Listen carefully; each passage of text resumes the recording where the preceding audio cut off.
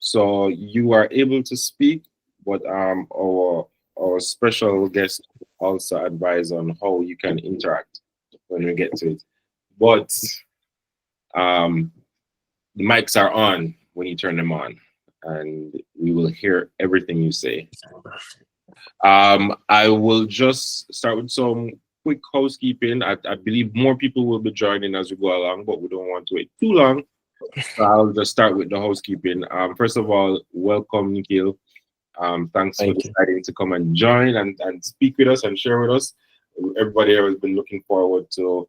I know, in particular, this is one that will deal in particular with social media and content development. So, looking forward to hearing everything that you have to say, and and we're also going to have a little time after the presentation and the discussion. So if those who are part of the program, you can ask your questions, you can answer any sort of questions regarding the program so far, and just like little housekeeping like that. Abigail, welcome back. Good to see you. I will just do a quick introduction of Nikhil before we start. Very quick. Nikhil Uttamchandani is a sports analyst on the Sports Max Zone. And if you recognize him, you probably recognize him from there. Also, if you are a cricket fan, in particular West Indies cricket team, he is one of his social media follows them around. He follows them around and does great interviews, great content with the West Indies. And you should check him out, Nikutan, on Instagram. But he can tell you way more than I can about himself. So I'm going to hand over to you, Nikhil, so you can introduce yourself and you can get going with imparting all of your knowledge on us. Thank you. Yeah, thanks a lot, Andrew. Hello, everyone. Guys, feel free. I'm not really going to talk about myself, but feel free at any point of this presentation or me sharing this information to jump in. I'm more often on the receiving end of these, not the teaching end. So I know exactly how it is, and people can get quite switched off. I want it to be as interactive as you guys want. If there's anything that I'm sharing or maybe talking about that, you feel that you've had an issue with, or like maybe not even an issue, something that's worked well for you, and you think you could add to the conversation, I want to hear. So, yeah, basically, as Andrew said, I am my main role in cricket is a commentator. However, I, like you guys, see a massive value in social media. And that's just because of a few reasons, which I'll get into. But I think I would have loved to have something like this when I was, and I also, this is a big disclaimer, I am far from any professional social media. I don't have a massive following, but I have been able to gain experience maybe probably over the last 2 or 3 years when I've taken social media seriously. And I think to have this program where someone who's sort of been through the trenches and still in the trenches, but has experimented a few things and now can share with you to give you a bit of a head start, I think is cool. So hopefully you guys can take something away from this, and also probably I can learn a bit about this as well. So I'm going to share my screen. As I said, you don't have to stay on mute, and if you guys want to use the chat as well instead of talking, you can, but feel free to interrupt me anytime. This is not a formal thing, right? So one sec, let me just say. So I'm sharing my screen now. This is like just an outline of like what we're gonna do today. So don't like worry about the presentation. It's not the most aesthetically pleasing, but I think just to give you guys like some reference, I have some bullet points. So first of all, I have why is social media important.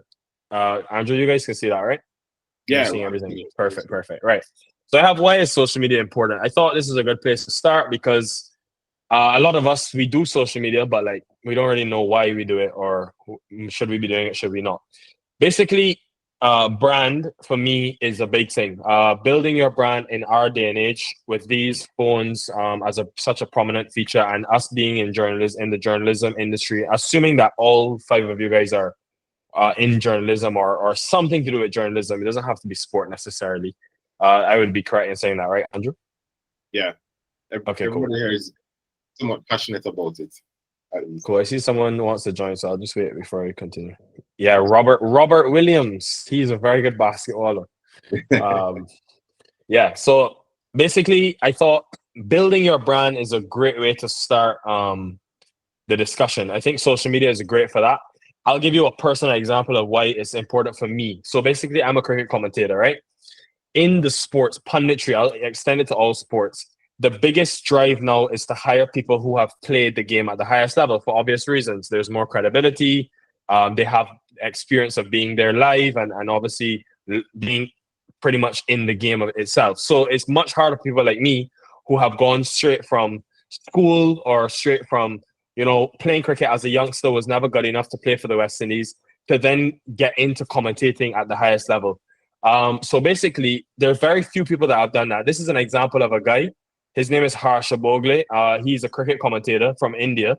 And I just wanted to show the example of how much his brand matters. So basically, he's never played the game. He's just, he came up at a different time, but he has 9 million Twitter followers.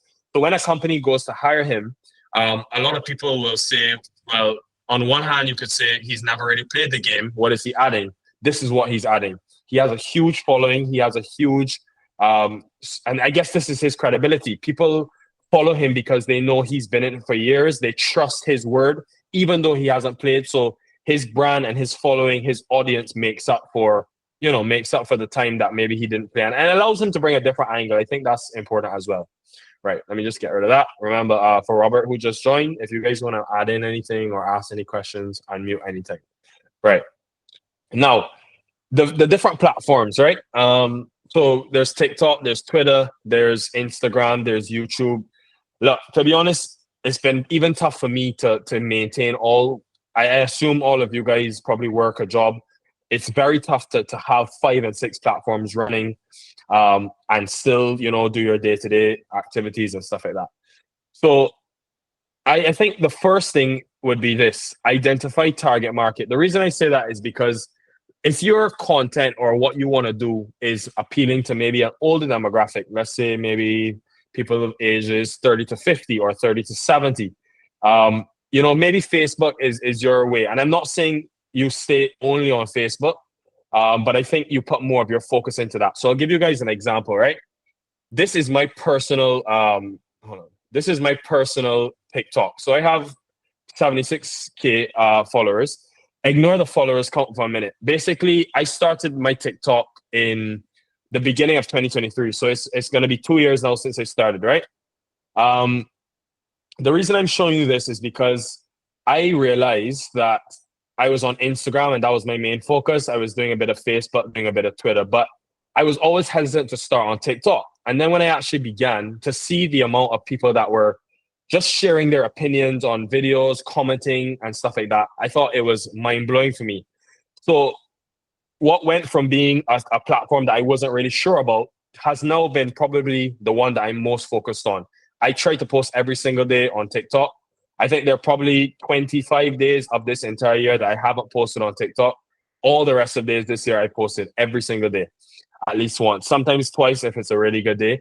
And the reason is because I think what TikTok allows me to do is align with a new demographic where the older commentators, the older content creators are not getting to on Facebook and Instagram. TikTok for me, and I think it's the fastest way to grow. So for you guys who I'm sure all of you all have a TikTok account, you might not post on it. I think this is the time to go all in on TikTok. I would love to hear from you guys what you guys think about the different platforms at some point, maybe later on. But that's just an example. So for me, I use TikTok a lot because I think, bam, it's a great way to align to the younger audience. But also, I think it's a great place for informal content to live. So I'll give you an example, right? What do I mean by informal? Okay, this is like, sorry, are you all hearing that audio, Andrew? I don't really need the audio to be heard, but I want to kind of show you. We're not hearing it. I'm not hearing it. Okay, but are you hearing me talk still? Yeah, we are. Perfect. So basically, right, this is a very formal video that I would post to all my platforms. It's me editing, guys in the nets. It's just a story around this 17-year-old kid, right? So good, this will go on all my platforms. But the reason I'm able to stay consistent on TikTok is because content like this works. And what am I doing here? Basically, I came home from the game. I was so tired that I didn't remember to record at the ground itself. I came home, sat in my hotel where I am right now, got my phone out, literally spoke to my phone for a minute and a half on my thoughts on the game, put a little text, and bam, posted it. And immediately, hundreds of people started commenting, what they thought about the game and all that, right?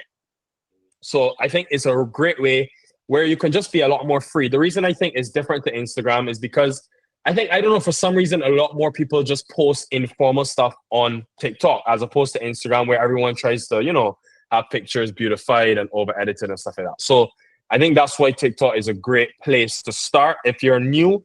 And if you're not new and you maybe have a few posts, I think, look, just begin. I like so often in the past, before I actually got into TikTok, I would be thinking, trying to figure out, what do I talk about? Oh my God, like I need it to be well thought out and stuff. Sometimes now, if I have a topic where maybe I just want to know about, I would literally go on and say, guys, like, I'm trying to figure out why this is happening. Do you guys know? Like, I'm thinking this, I'm thinking that. Bam. So it's something as simple as that. I think just start a conversation. One of my biggest learnings is that people are just looking for a place to share their opinions, and they're not brave like us to go and make content. And sometimes they just want to comment, and comment their opinion as opposed to making a full video, right? So moving along swiftly, Twitter is one that I have. I have about 3,000 followers on Twitter, but I used to use it a lot. I still use it once in a while. The key, I would say, though, for young journalists is education on Twitter. I would say have an account, find a few senior accounts that you can follow. I think people post some really good threads. In cricket, for example, there's so many great threads for free that I just read and you can gain knowledge. So that's why I put that there. We went through identify target markets. Right. Now, the different types of content, right? I think someone else wants to join, Drew. Yeah. Welcome, Azari. Yeah. All right. The different types of content. What do I mean by different types of content? So, obviously, right, not everybody is brave enough. I completely get if not everyone is brave enough to do what I just showed you, to like set up your phone. And some people might, be conscious of how they look. I should probably be a bit more conscious of how I look, because sometimes I go out on the most scruffiest hairstyle, no haircut in a while and stuff like that. But it's probably a good thing to just be free, be yourself. Now, however, if you are not, maybe you're not a person who, is comfortable in front of the camera, doesn't want to use the camera, there's some really unique ways that you can innovate and use social media with words. So this is a good example, right? And I've actually incorporated this in my content as well. But this is a guy who is a gym creator or whatever. So he has, reels and everything. But all he did was a simple carousel. Now, he could have made a video holding the phone, recording himself, talk about his tips. But what did he do? He literally took a screenshot of his notes and listed the tips that he has for people. So, like, people make the excuse, oh, I'm shy, like, I don't want to make content because I'm shy and stuff. But you don't need to necessarily post yourself. Something as easy as you sharing the knowledge, on the platform itself is a great way. And I think something I use as well sometimes is the caption. So over here, Instagram is really good at that. And you'll see a lot of, if you go on your Reels page now, the biggest thing for people is to post a 3-second reel where it's just something to grab your attention. And then they're like, check the caption below for more. So most people now are gravitating towards sharing information in their caption. So I thought that was quite cool to show you, and just a variation of like content you can use. Now, how has social media changed over the years? The reason I put this is because when I first started social media, again, the biggest thing I used to worry about was, I need to have things edited. It needs to be perfect. I'm a big perfectionist. It would take countless hours, days, me editing things, right? I want to show you guys an example of the value in sometimes just pressing record and just posting. Now, I know quality is important, but sometimes we can overanalyze. We strive for perfection, where then we maybe take 4 or 5 days on one video when we could have had 3 videos in those 5 days. So this is an example, right? Wait, I have this open already. So good. This is like a video I made of the West Indies. So this was their training in Trinidad. So I went to practice, recorded this, different angles, had to come home, sit down, think about how I'm going to put it together, which clips will go where. Then I had to edit the video with sound, record my voice and a script. All this takes time, right? Then I had to put text on the video. Then I had to post the video. Then I had to put this caption in the video. post it to the various platforms. So you see how much time that is taking. All of that probably took me an entire day, but for someone new, it could take much longer. This video got 24,000 likes. Great. Did very well. Very pleased with it. Obviously, don't think that I'm some genius. It got 24,000 likes because I collabed with Windies Cricket. I'm not saying there aren't. I have a few posts that have done well with me individually, but I think this collab feature, which I'll get onto a bit later, is the biggest way to grow quickly, because obviously Windies Cricket has 1 million followers. That 1 million followers sees the video on their For You page or whatever you want to call it, and bam, instantly new eyeballs are onto me. So this one did well, right? Now, let me show you guys a different example. This video took all of 30 minutes, everything. I took this video during CPL of this guy picking a ball, just picking a new ball. It's an aspect that you don't really see in cricket, but it's a very important decision. He obviously has a big following. He has a massive following, which is fair, but he has other videos that have not performed as well. So he has 1.4 million, just like Cricket West Indies, who have 1 million. But the concept was quite good. It was simple, and more importantly, people could relate to it because it's something that people didn't know. And this video got 30.5 million views. It's the biggest ever sort of interaction I've ever got on a video. 30.5 million. That's Nikhil, I mean, you said we could interact. Go ahead. Yeah, I wanted to point something out too as well. You know, sometimes, you know, we'll try to I always try. I'm brainstorming. What is the angle that we are trying to portray that is special on social media? No, right. On TV, you see them warming up all the time, I think. But then, right. like this is something that you wouldn't necessarily see on television, on Sportsmats or ESPN. I don't know the conversation. No, you're spot on. You'll never see this. That's why I think people take to it. Yeah. So I mean, that's also something which I'd like to hear your opinion on as well. You know, like what kind of content, you know, is or what's the angle that social media can provide for sports.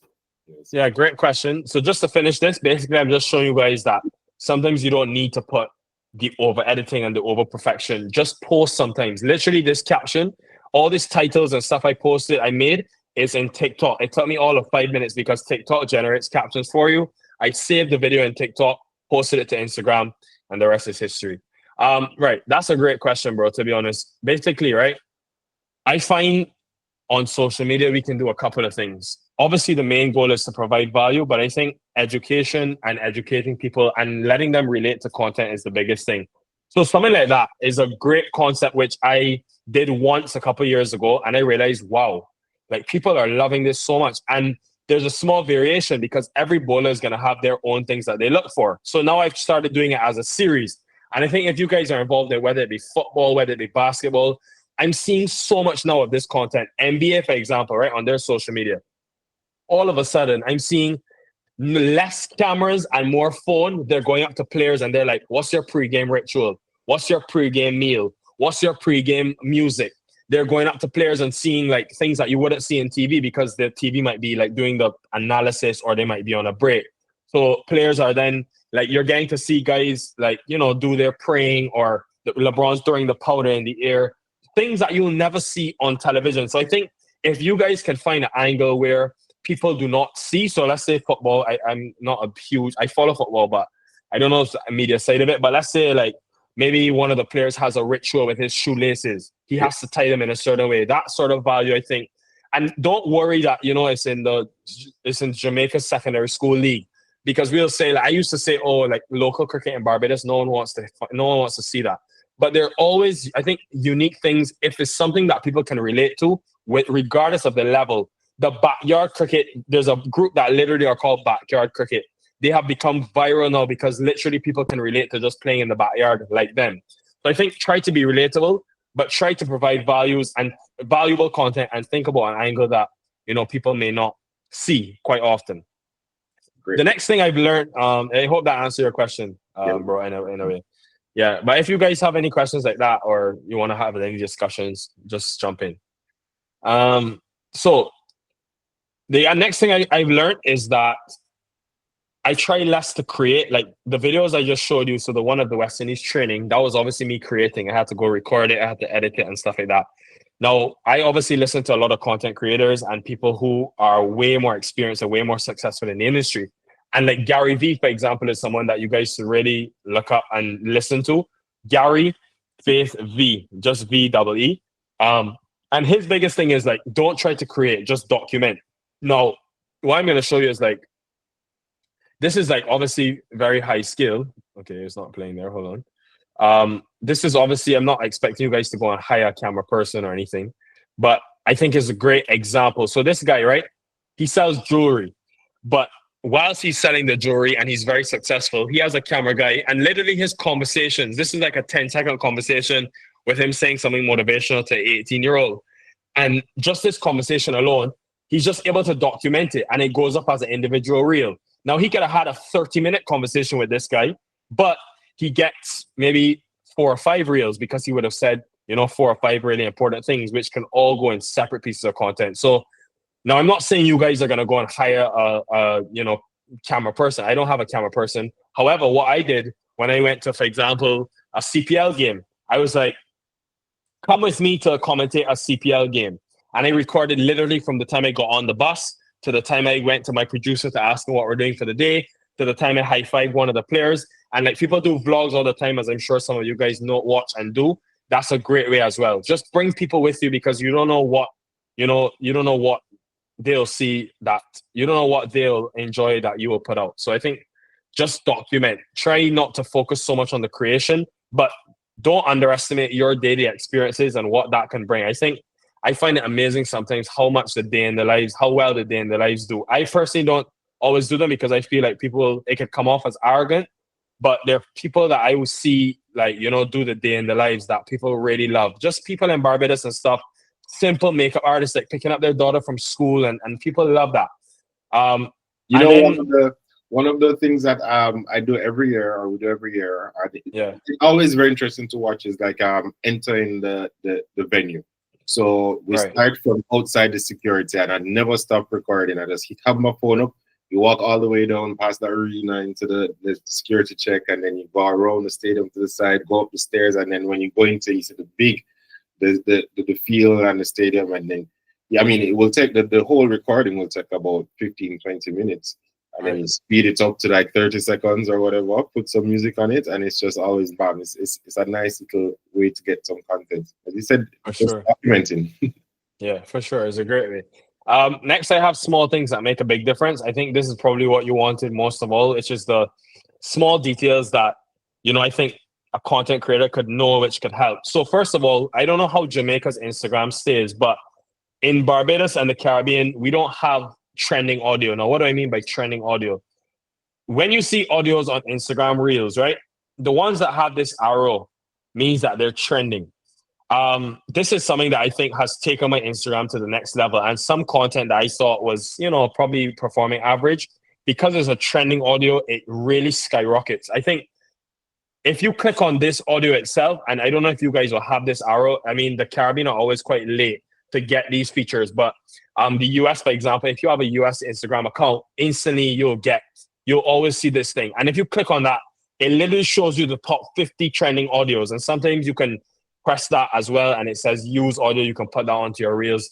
This for me is how I think you can manipulate the different platforms. You take one piece of content and you post it across platforms, but on Instagram, so let's say I post this video, the banana cutting or whatever.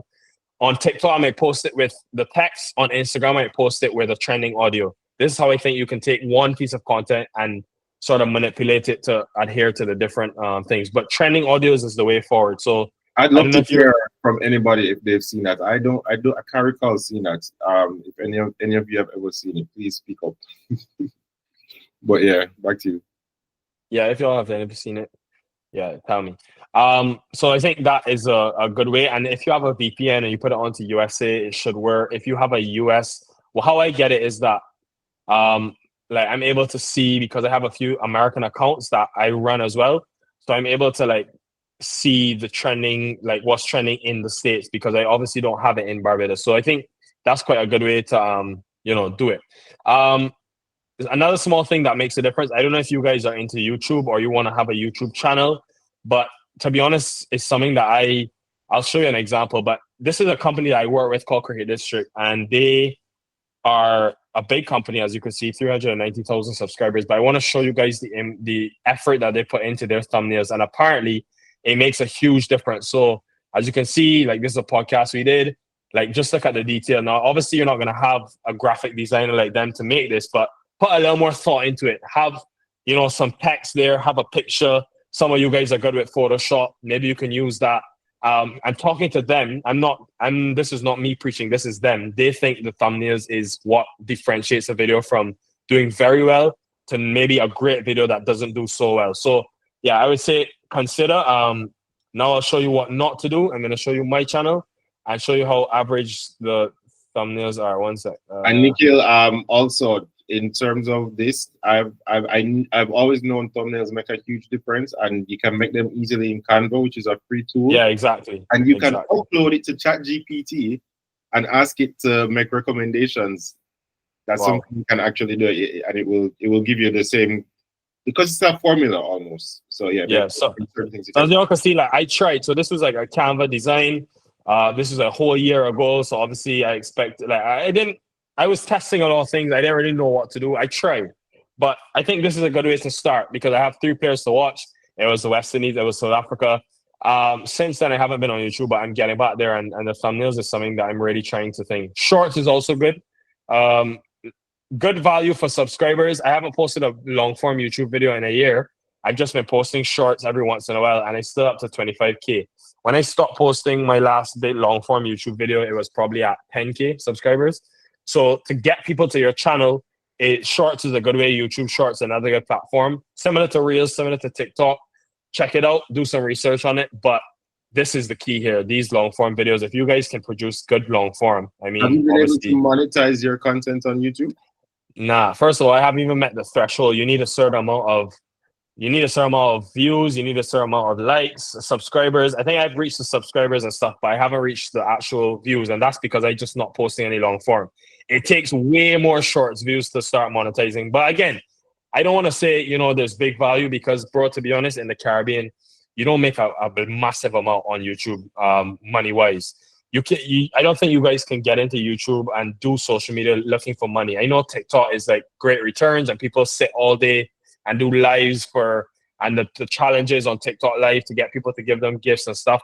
It's just not my personal preference. I think if you do this social media thing, you have to want it. You have to love it. Otherwise, it's going to become a chore, and after a while, it's going to fizzle out. So yeah, that's my take on it. I'm one who also thought about YouTube because of the money side. But talking to my friends who do monetize, the same Cricket District guys, they would have a video that gets 3 million views and they made £600, which, yes, that might seem a lot, but the work they put in for 3 million views to get $600 is not really adding up.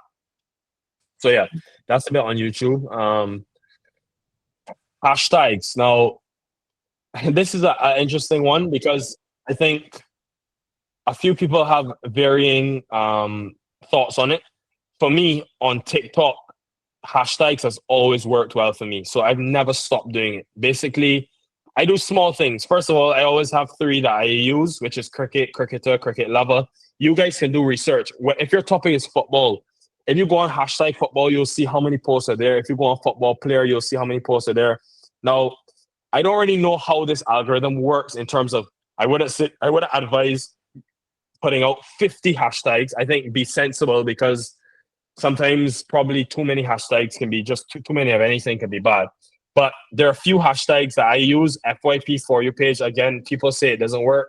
I find it when the times I forget to do it, I find my content doesn't perform as well. So that's a few insights for you. And then things about the video: fast bowler, fast bowling, new ball, Romario Shepherd, who's in the video, Imran Tahir, who's his captain. So just things about relevance. CPL T20, that's the name of the tournament. CPL 2024. Small stuff like that. If you guys do your research, you'll find hashtags and hopefully find a few that really work for you. Do you use hashtags on Instagram as well in the same way? Yeah, I do. Yeah, I do. If you go onto my Instagram, I didn't put any link here, but if you go on, I have like the same cricket lover cricket. Because I think it makes a difference for me. So I'm like, why? Like, what am I losing doing it? I feel like there's nothing really to lose. Right. Right, cover and sizing covers.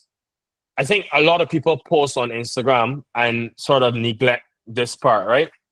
So let me just hold on. Let me get back to this. So We call it grid appeal.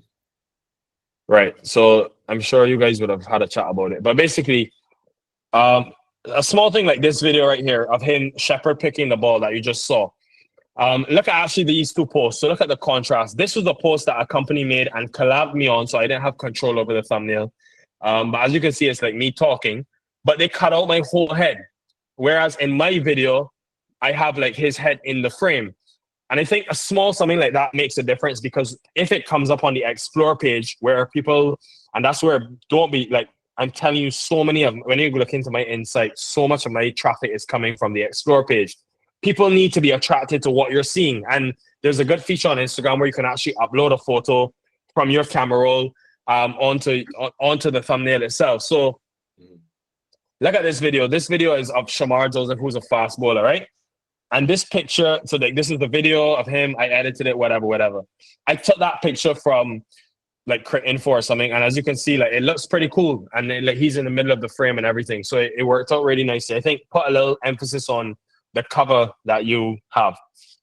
Yeah, that's but as you said, you guys have been touching on that, which is great. Sorry, let me get back to but I don't really need to share right now. The next thing I want to tell you guys about is the first 3 seconds of your video. I think this is something that it's probably the most important part of your video. And if you check TikTok Insight, it shows you how many people stop watching your video. And if you can get people to watch your video for consistently for the first 5 to 7, 10 seconds, it means I think you're gonna have a big video. If you're seeing 1 second, 2 seconds, it means people are just swiping. And you guys know we all have a very short attention span. We'll watch 2 seconds. You might not even notice you do it, but we'll watch 2 seconds of a video. Nah, it doesn't appeal to me, swipe up. Which is why I think the first 3 seconds.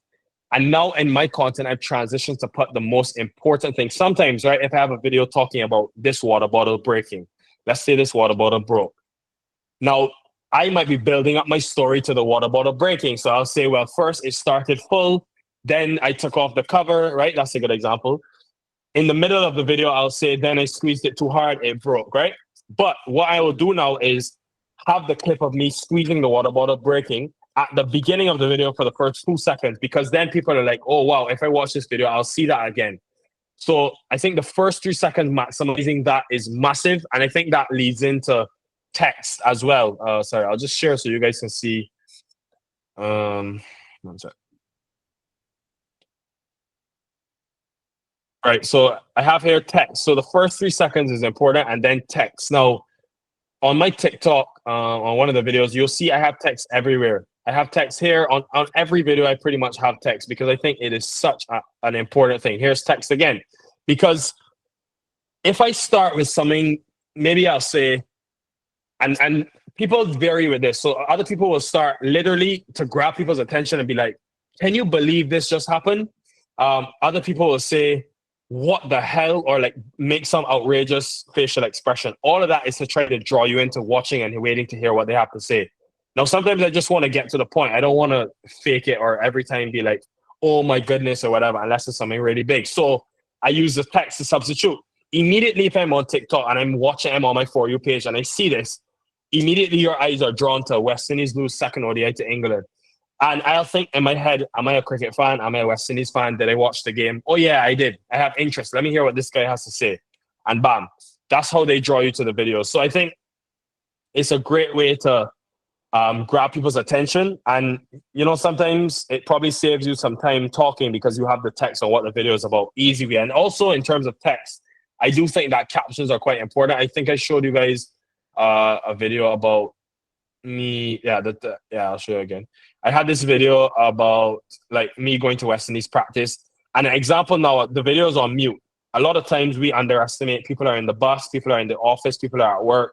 They can't have the volume loud. I think having captions on your screen is very simple. This is like edited in Premiere Pro, so it'll be more complicated. But literally, I'll show you guys like on TikTok how easy it is to make captions. So here I am talking to my phone, like I'm recording. When I come to TikTok, sorry, hold on. Let me just take off that volume there so you guys don't get right. When I come into that, by the way, I use the TikTok editor a lot for my cross platform. It's very easy, very accessible. When you get to TikTok at the side here with these, hold on, sorry. I should probably stop sharing this so you guys can see better. Right. When you get to your editor, right? These words here, you can see, if you go down, you'll see captions. It's dark right now, but that's because I don't have enough. If you press captions, immediately TikTok does automated captions for you. Then afterwards, you can go and edit them. Obviously, they'll get a few words wrong. You can change how many words you have on the page. It's a great way. It takes me 5 to 10 minutes as opposed to going into my laptop, going into a fancy editor and all that. So, I mean, CapCut is another great app that I don't use, but a lot of people use, I know, on their phones. Yeah, go ahead, Drew. Oh, you use that? No. I was actually going to ask you. You said you use it for cross-platform posting. So when you download the video from TikTok, and you put it on Instagram as well? Yeah, so I would have the captions on TikTok. Press save. There's a way to save your videos on TikTok. You can't save it with, like, if you use any music. But if you go here all the way to the bottom of that, all the bottom of and the captions, it says save. So if you don't put the music on it, you can save it without the logo? No, even if you put the music on it, it's not going to save with the music. It will just save your audio. Right.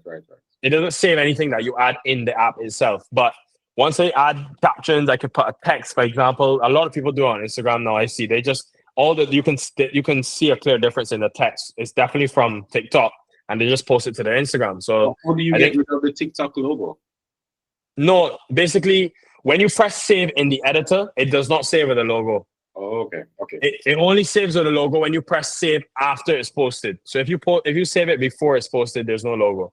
Okay. And don't post on Instagram with the logo, because I do believe that the algorithms recognizes that and they don't push it as much. Yeah. I mean, I've still seen some that go mega, like, viral, but still, I think if you can avoid it, avoid it. What else do I have? Oh, thanks for that. And the last thing I want to show you guys is the green screen feature. So this is something that on TikTok, again, that I think is a great way to just literally talk about a topic and add a few, aspects. So let me just show you guys. Right, this is a video I did the other day about the West Indies in a tournament, right? Basically, TikTok has this green screen feature where you can have what you're talking about behind you. Now, you don't always need to do it. I showed you guys an example of me, just talking to my phone with a wall in the background. But I think this does add a bit of life and character to your post. So here I have just talking about the various West Indians in the auction. This is Puran, this is Hetmaya, this is them in the background. I move on to the spinners, and here I have both of them. This is also very easy to make. How I do it is I go into Instagram, and you guys know when you're posting a story, let me show you for visual representation. When you post a story on Instagram, like you're going to make a story, there's something called layout. So basically, layout allows you to put, like, I'm sure you guys do it all the time. You can put different 4 pictures in one. You can put 2 pictures in one. I just add the pictures to my camera roll, save them from Google Images. That could be a bit of a copyright issue. I think sometimes I just hope that I get away with it on TikTok. It seems quite informal on pictures. Videos is a completely different thing. And if you guys have questions on copyright, feel free to ask. I've had my bad experiences several times with copyright, but the pictures on the green screen, I think is completely fine. So I would think go this direction. Even if you guys want to screenshot, let's say an article in the Gleaner, right? Jamaica Gleaner. Screenshot that article, bam, something controversial comes in the paper or you're reading on your phone. You screenshot that, you go onto a green screen, you start recording yourself. Can you guys believe the Gleaner would say something like this? Immediately, there will be people relating to you because they also have that opinion. Secondly, there'll be people who have not seen the article will want to watch to realize what is it about. And thirdly, there'll be people that want to hear your opinion after you develop your credibility and stuff. So I think green screen is a very underrated way to make content quickly and get good reach. Right. Then I have just a few bonus points before. I know we're running out of time, but we'll have a Q&A. These are a few bonus points I have for you guys. First one, TikTok and its benefits. I said it at the start of the presentation. This is the fastest way to grow. I think I regret every day that I waited so long to be on TikTok, because I think had I jumped in when it was slightly new and Gary Vee kept preaching it and I kept saying, nah, I'm scared to go on a new platform. What if I fail? What if it doesn't do well? I think if I started in 2021 or 2022 or during COVID, I could have been at 200K by now. But nonetheless, I think it's never too late to start. So start, just literally take out your phone, record. That's what TikTok allows. Secondly, this is something that I really struggle with. Don't be afraid to fail. Every video I put out, I constantly check. I refresh the page, see how many views it's on. I can't help that. As much as I try to tell myself, don't worry, like, oh, just post and don't worry about the results. You want your content to do well naturally. If you put time into something, you want it to do well. However, what I would say is try as hard as you can not to be too fixated on the results, because it's a lot to scroll down to. And I've been blessed that most of my things perform quite well. But this is a good example. There are videos, right, that I have really stressed on and put so much effort and thought into, and they've done so poorly. And there are things like the new ball that I never expected to do well, and they've done better than I could have ever expected. I say that to say, try not to get too caught up in the view number. And especially when you start. When I started my first 10 posts, maybe, it was nothing. But the beauty about TikTok is that it doesn't matter how many followers you have. Someone with one follower could get a video that goes completely viral, and that changes someone's life. So I think literally just start posting and don't worry about the count of it, because once, if I can get to my first few videos, it was tough. And obviously after a while, and I got followers, people went back and watched some of my videos. They started coming up on For You pages. So these are probably not even the best reflections. But yeah, I would say just post and worry less about the numbers. That's a good piece of advice. But don't be afraid if you have 3-4 posts that, maybe get 100 views or 200 views. And also, I think after you post 10 videos, there'll be a few that get 10,000 views and there'll be a few that get 50 views. And what that does tell you is the ones that are working and things that maybe you can use going forward, when you do post. Consistency, I mentioned also earlier. On TikTok, I try to post every day. I think on TikTok, for example, Instagram, I still am not at the level I am with TikTok where I could just talk to my phone, because I think and this is just a personal thing, a lot of people in my profession follow me on Instagram. I don't want to just put out any and everything on my Instagram. I like it to be of a certain quality. And I'm trying to get better at that, because sometimes the informal stuff does really well. So on my TikTok, I just try to be consistent, because I think people keep coming back for my content every day. They look for a video. They look forward to seeing what's going on in cricket, which I've sort of tried to, provide for them. This next piece of advice is, I think, the biggest thing I probably see on this entire presentation. Use your insight. Now, what do I mean by that, right? On every social media platform now, there's insights. Let me see if I can pull it up on my laptop. I know on the phone it's very easy to get. But basically, on everybody's profile, let me see something. Right. You see this view analytics, right? This is the number one key. And I'll tell you for a number of reasons. I'm trying to get this out of the way, right? So at the top of the video, when I see my analytics, it tells me the views, average watch time. Remember I was telling you guys about the first 2 or 3 seconds. Watch full video is also very important. You can see how many followers you got. Now, where is the traffic coming from? For You page. This is telling you when people are switching off. That's 2 seconds. After 2 seconds, 77% of people were still watching. After 3 seconds, 65%. You see how small the attention spans are? Mm-hmm. This is 10 seconds of somebody's life, and only 36% of 500,000 people were still watching the video. So it is quite alarming. Now, why I do really enjoy this is for this tab, right? This showed me something about my TikTok, and it helped shape my content. First of all, the age. You're getting to see the demographic of people that you're appealing to. 1 second, let me just get some water. But just take this in for a minute. Mm-hmm. You're getting to see male, female, but locations is critical. During the CPR this year, a lot of my CPR content was consumed by Guyana, right? I started getting so many comments from Guyana, so many people messaging me from Guyana off of TikTok. So I said, I have to do something with this information. Now I started making a lot more of my content Guyana related. I started interviewing Guyanese players, going to Guyana practice, recording practice, talking about every game, whether I was at the game or not, literally recording my TV, switch the camera, talk about the game. Can you guys believe this happened? Guyana lose, bam, bam, bam. This is so important, because I think if you can figure out, and obviously on your homepage, it'll tell you where the majority of your followers are from.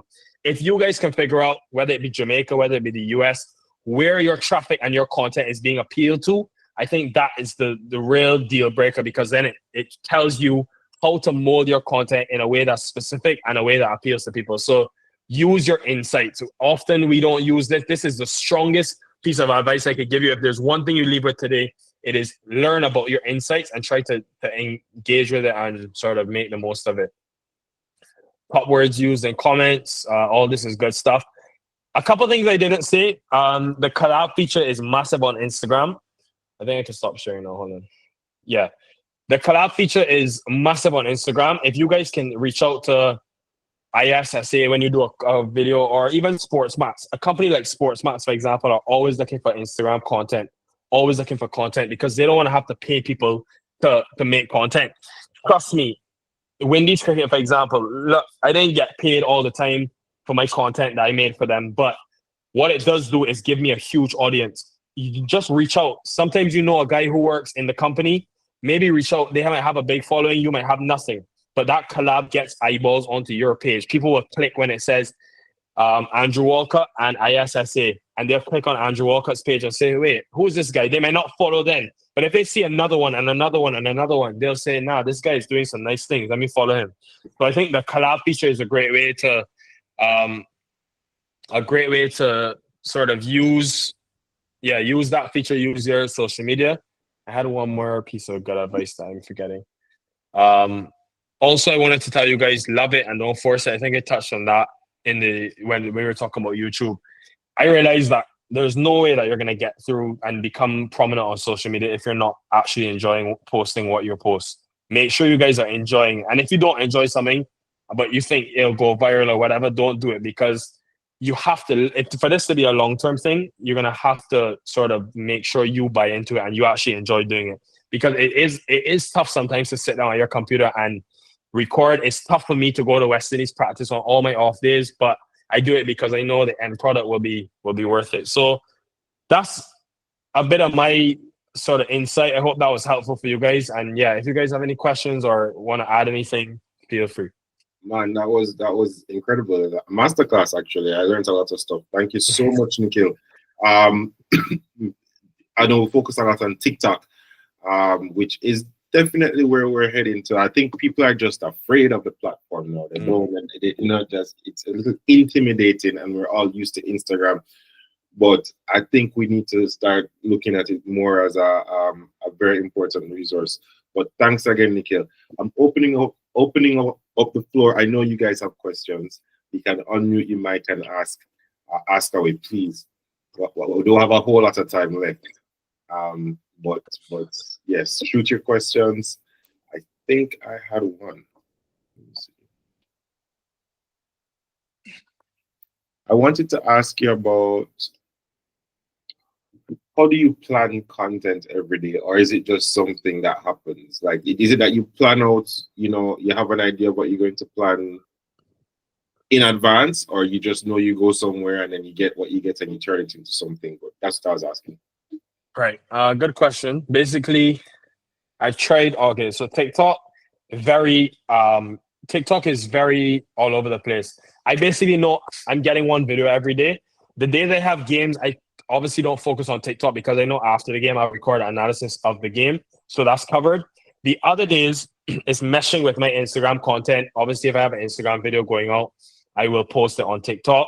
Sometimes it's just topics that I might write down that I think I want to get to and do a TikTok video on.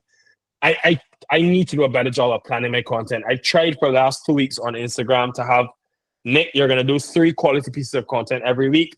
Tuesday, Thursday, Sunday. And again, because that we're working and we have day-to-day tasks, even this week, I had a plan for Tuesday. I posted nothing on Thursday, and it won't be anything on Sunday but I'm trying to get something for this Sunday coming. So I think it is worth planning. What I do is write down all the videos I have already when I've been to practice, all the concepts that I planned in my mind, have the content recorded. But just for me to edit, then I'll have another column, content that's finished editing, when will I post it? Stuff like that. So I think that's a good way. Okay, thank you. Ruthann has a question. She wrote in the chat. I know this is mainly about digital journalism, She wants to know what other ways did you build your brand through sports or in sports?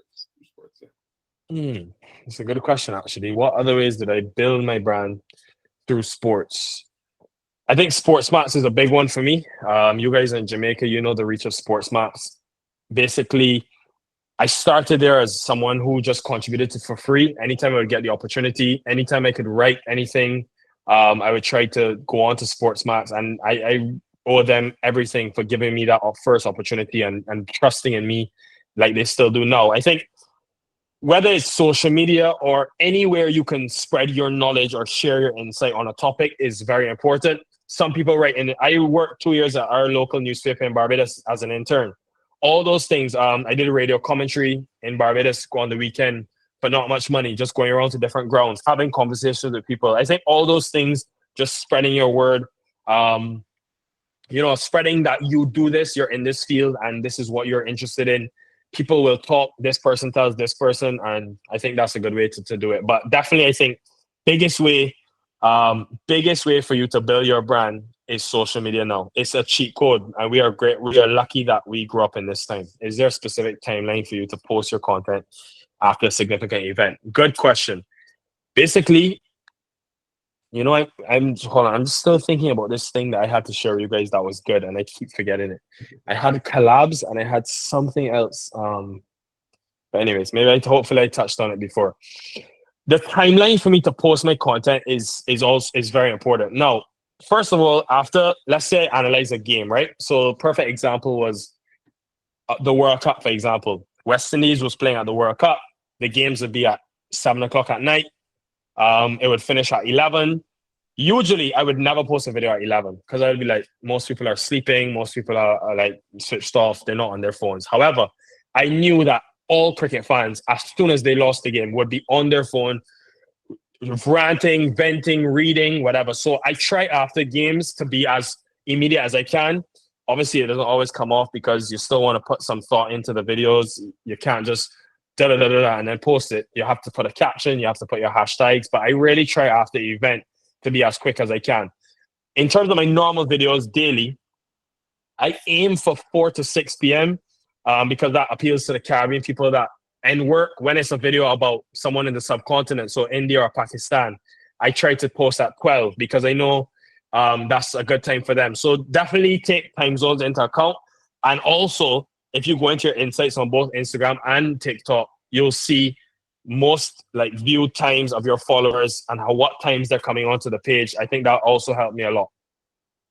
I just want to recognize briefly Trishana McGowan. She's joining us. She's also one of our specialists who will be presenting not next week, I think the following week. Welcome, Trishana. Thanks for joining us.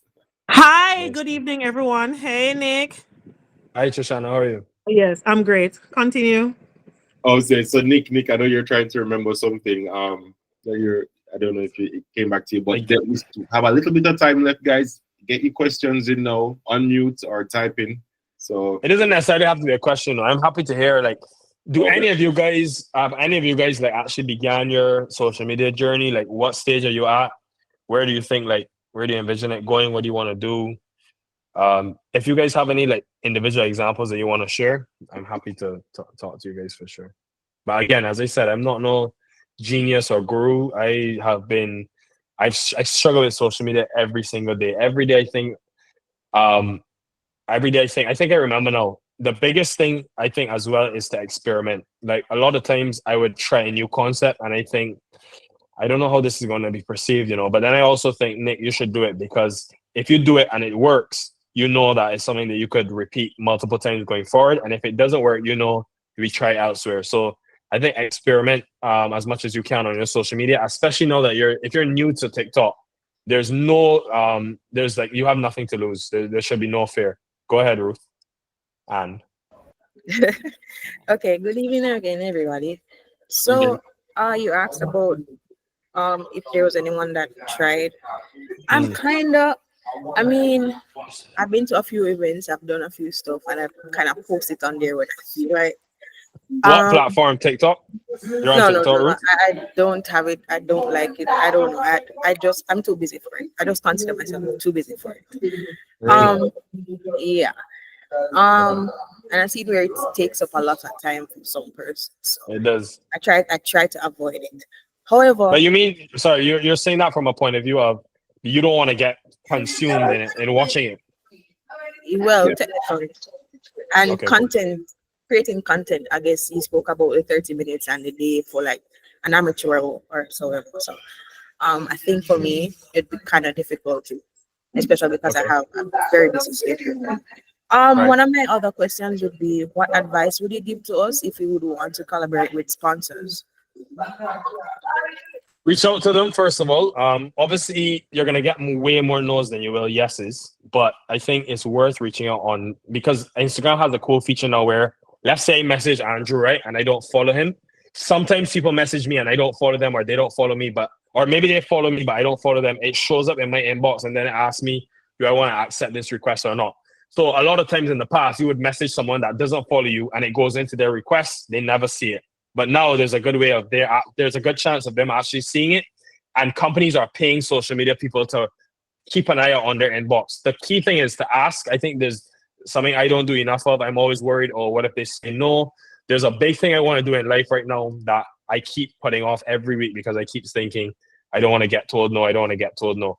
Just ask. I think the collab feature is great because remember, the content you create goes onto their page. So they're getting free value for nothing. And you're getting the exposure in return. So definitely ask and use your relationships. Like you guys work jobs, you have friends, they might know somebody. Your best friend's father might work at a company where, a restaurant that you want to do a collab with, or you went there. So I think use your relationships a bit more and be a bit more open to the collabs for sure. And sometimes they want to collab with you. So, I mean, I find that when I go out to, or when we used to go out to the events, the sporting events, it's always nice to see other people, they're doing what you are doing. Introduce yourself, find out which page they are, follow them. Yeah. And that's a good point. The network. We're gonna have a session on that at the end of the series. But like networking is very important and very valuable for you to build your own brand. That's something I do all the time with other commentators where they have a much bigger following than me, or they may not have a bigger following, but they might be well known around the world. And I would it's actually a huge part of my content. Thanks for bringing it up, Drew. It's a huge part of my content where I use them, not necessarily use, but we have discussions together as opposed to him doing it individually and me doing it individually. And then I just collab him and people instantly know him, relate to him, and then come on to me. I do it with players, I do it with commentators. The collab feature, honestly, is a cheat code. Like in the past, before you would have to work so hard to get people to recognize your page. Now the collab is bringing people onto your page. Literally, it's free. Amazing. Okay. Thank you. Thanks, Rutan, for that. I'll say if there's anyone wants to say anything else, we literally have 1 more minute. But I'm looking at Robert Williams' profile picture, right? I'm trying to figure it out too. I'm seeing Robert is typing on a computer, so I want to know, is he like a cricket journalist, a football journalist? Is he a DJ? I'm trying to figure it out. Robert looks like he's in media for sure. Maybe, but yeah, guys, tell us a little bit about, I don't know, introduce yourself, Robert, if you want to, but not pushing you. But yeah, this was a very, very good session. I know. Sorry, it wasn't the most formal, guys. I'm not very good on the slides and stuff, and I know there's a lot of information to take in. But I think this will be on YouTube. Andrew will correct me, but if it's on the YouTube, you can go back and watch it, make some notes. And again, I just want to reiterate, I am no genius. I am far from big on social media. I don't have much following, but it's just things that I found work for me in the past 2 years, 3 years that I think could help you guys skip some steps and save you guys from experimenting things that I know already have not necessarily worked for me. But the key thing is just start. Like just record, just post. Stop putting it off and making excuses for yourself because the possibilities are endless. I'm telling you, I put off TikTok for 3 years, and the minute I started to now, like I've grown exponentially. Thank you, Nikhil. Really, really appreciate it. So cool. we're gonna wrap up the session here.